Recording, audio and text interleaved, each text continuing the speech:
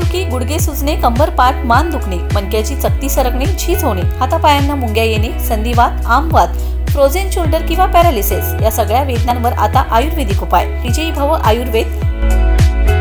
गुडघे व मणक्यांच्या विकारावर विशेष आयुर्वेदिक उपचार केंद्र. नेवरी, तालुका कडेगाव, जिल्हा सांगली. पुणे त्रिमूर्ती चौक, धनकवडी. मुंबई दादर पश्चिम. आजच संपर्क करा.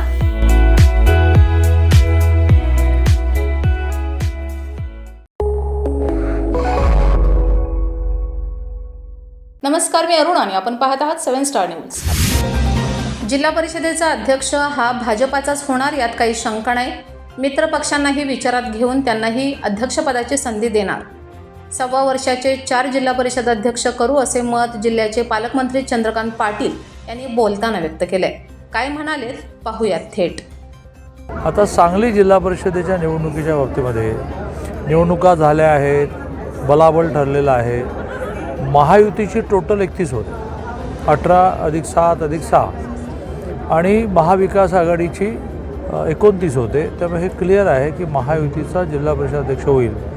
महायुतीतल्या कुठल्या पक्षाचा व्हायचा, भारतीय जनता पार्टीचा का शिवसेनेचा का राष्ट्रवादीचा, हे आपापसात बोलून ठरवणं सुरू आहे. पण काही गोष्टीवरून नाराजी 1.25 वर्षाचे 4 जिल्हा परिषद अध्यक्ष करू, त्यामुळे कोणाला आज नाही त्यांना उद्या मिळेल.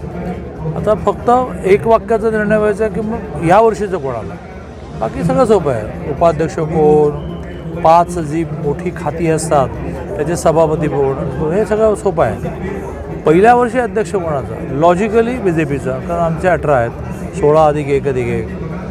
पण प्रामुख्याने राष्ट्रवादी काँग्रेसचं म्हणणं आहे की स्वर्गीय अजितदादांच्या जाण्याच्या पार्श्वभूमीवर तुम्ही पहिलं 1.25 वर्ष आम्हाला द्या. अतिशय चांगलं यश मिळालेल्या सुहास बाबरांचं म्हणणं असं आहे की यावेळेला तुम्ही आम्हाला द्या. पण शेवटी बसून निर्णय करू.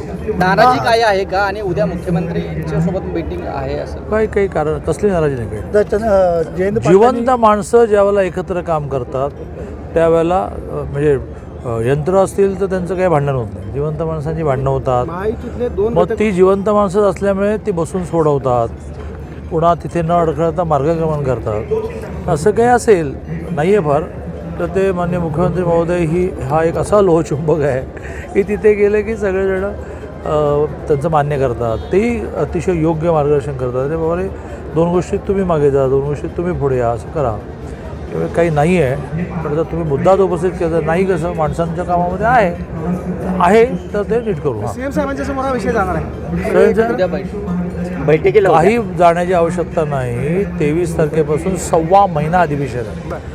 देवेंद्रचंही वैशिष्ट्य आहे की अधिवेशनामध्ये बजेट होतं, पेंडिंग विकासाचे प्रश्न मार्गी लावतात, बैठका करून, आणि पेंडिंग संघटनात्मक माणसांचे प्रश्नही मार्गी लावतात. तू असं कर, तू 24 तारखेला रात्री आहे, मग तेव्हा येतो, ते ऐकतात. मग ते त्याचा दुसऱ्या पार्टला म्हणतात की तू 25ला ये, मग ते नेक्स्ट वीकमध्ये दोघांना का तेव्हा बसवतात. असं 1.25 महिन्याचा उपयोग 14 पासून ते बजेट सँक्शन होण्यासाठी, विकासाचे प्रश्न सोडवण्यासाठी, माणसांचे प्रश्न सोडवण्यासाठी उपयोगात आणतात.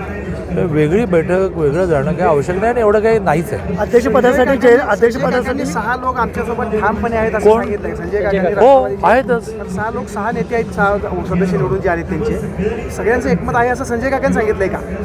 नाही, असं आहे की संजय काकांनी सांगितलंय का तर सांगितलंय. ओके.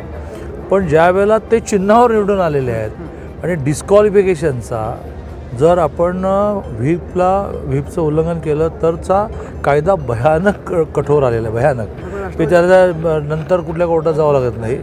निवडणूक प्रमुख जो असतो तो ऑनस्पॉटच निर्णय देतो.